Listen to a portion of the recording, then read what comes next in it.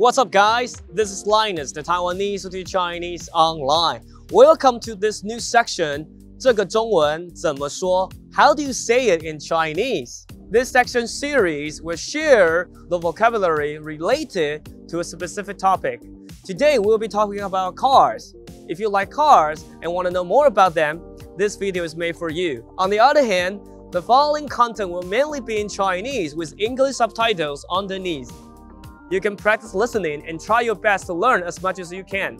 Well, it's about the time. Let's get started. 首先，我们先讲外观的部分。汽车或说车，加上量词，你可以说一辆车或一台车。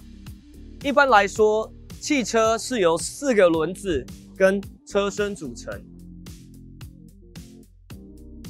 这个东西叫轮胎或轮子，里面的部分叫做轮框。到车子的前面，这个地方是引擎盖，引擎盖下面是车灯，车灯有车头灯跟后面的车尾灯。车灯旁边会有方向灯，车尾灯后面除了方向灯之外，还会有刹车灯。再来往下面中间，这个我们叫车牌，车牌上面的英文跟数字合起来就是车牌号码。一般的车前面会有保险杆，叫前保险杆；后面的保险杆叫后保险杆。在车子旁边这个像耳朵的东西，我们叫后照镜或是后视镜。一般来说，车子会有4个车门，车门上面会有门把。车子的上面叫做车顶，有一些车子上面会开天窗。那车子的底部叫做底盘。接着往后走，后面这里可以放东西的地方，我们叫做后车厢。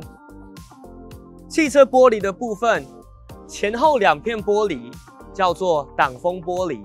当然，你也可以说前挡风玻璃跟后挡风玻璃。其他4片玻璃我们叫车窗就可以了。接下来我们上车。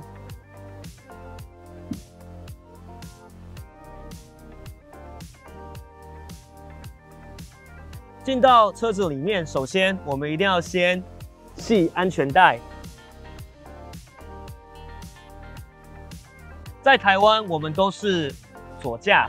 我现在坐的位置叫做驾驶座，驾驶座旁边的位置叫副驾驶座，后面我们叫做后座。我现在手上握的地方叫做方向盘，方向盘中间是喇叭。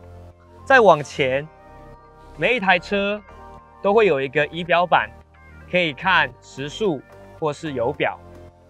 来到我的右手边，一般的车子这边会有2个操作杆，一个是排挡杆，一个是手刹车。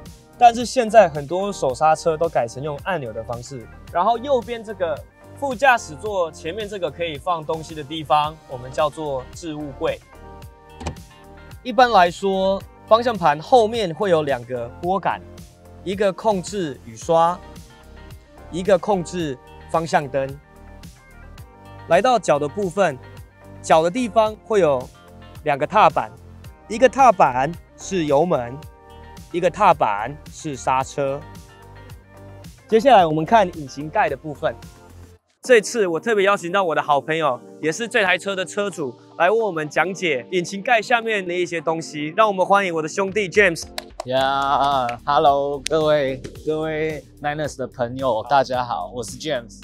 那接下来的时间我们就交给我的兄弟 James。OK， 没问题。这台车的引擎室里面的部分就还蛮简单，因为这台车比较新，所以它里面就会变得比较简单。不然早期以前的车子这边会有副水箱，这个是雨刷，从那边加水会有雨刷水。这是它的引擎本体、引擎、变速箱、都是在这颗引擎里面。一般的车大概都是4缸啊 V4， 然后 V6 6缸的。这台车的引擎是 V8， 进气有8个鼻子，它有600匹。大家如果去修车或者去保养车子的话，都是从这边打开加机油、更换机油。